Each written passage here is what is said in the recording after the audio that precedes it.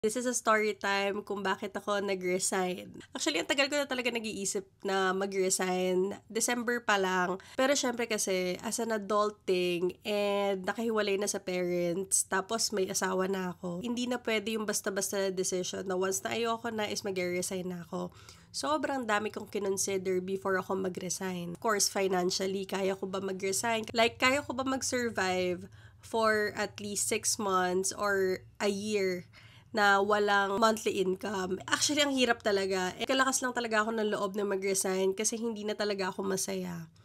Unang-una is, tinatanong nila, nag-resign ka agad-agad, wala kang backup, wala ka namang kapalitan na trabaho. Ang nagtatrabaho lang sa inyo is yung asawa mo, nag-rent ka pa, paano yung mga gastusin mo, paano yung monthly bills mo, paano yung everything. Yes, consider ko sila, pero kasi guys, parang for me, mas importante yung mental health. And to be honest, hindi na ako masaya. May mga times na every day halos is naiyak na ako. Umuwi ako dito, tapos naiyak na ako kay Jerbs. Kasi nga hindi ko na talaga gusto yung ginagawa ko. Apektuhan na rin even yung trabaho ko. Kasi if hindi mo gusto yung ginagawa mo, hindi ka makakapag-perform well. Lalong-lalo na kapag hindi maganda yung support system mo. Hindi ko sinasabing hindi maganda yung support system kay Jerbs. When I meant is, hindi maganda yung support system na nakukuha ko sa work na maybe because di na rin talaga ako nakakapag-perform well, and at the same time, ayoko rin mawala yung peak ko dito sa TikTok or sa pagiging content creator. Kasi syempre, pag hindi ka na masyadong nagiging active sa social media, nawawala talaga yung peak mo, nawawala yung viewers mo, nawawala yung followers mo and everything.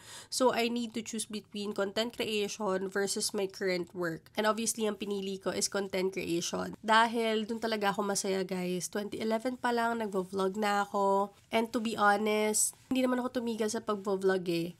Tumigil lang ako sa pag-upload ng videos, but hindi ako tumigil sa pag-shoot ng vlogs, even on my YT channel or here on TikTok or on my Instagram or everything na social media account that I have. Alam nyo, iba kasi talaga yung feeling kapag gusto mo yung ginagawa mo. Kapag gusto mo yung ginagawa mo, mas nakakapag-perform well ka, mas maganda yung nagiging outcome, and mas nagiging masaya ka. Right now, yun yung for me, na dahil masaya ako, mas nagfo-focus ako sa content creation. And yes, I'm a full-time content creator right now.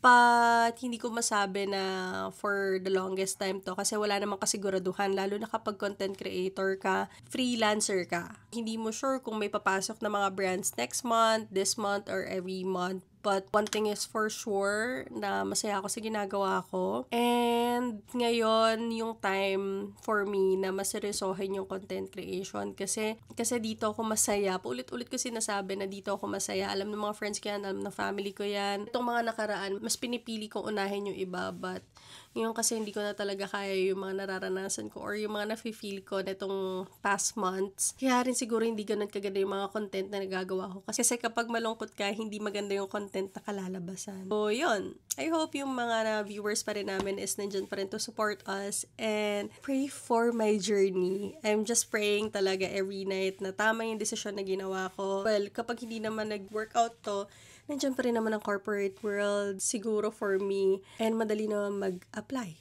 Kaya mas makikita niyo na ako or mas magiging active na ako dito sa lahat ng social media accounts ko.